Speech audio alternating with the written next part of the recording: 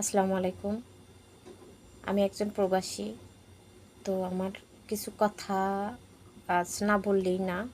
এটা একদম আমার মনের কথা। আমাদের বাংলাদেশের একজন গর্ব কৃতি সন্তান।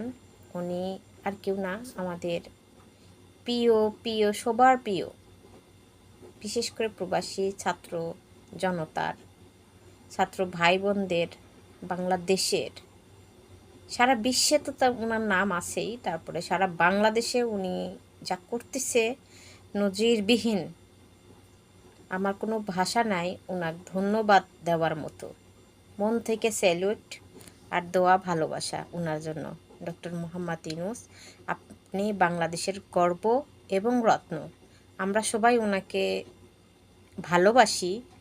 আর আমি আমার ব্যক্তিগত জীবন থেকে আমি চাই, আপনি যতদিন আল্লাহ আপনি হায়াত রাখছে, দুনিয়াতে বেঁচে আছেন, ততদিন আমরা আপনাকে হারাতে চাই না।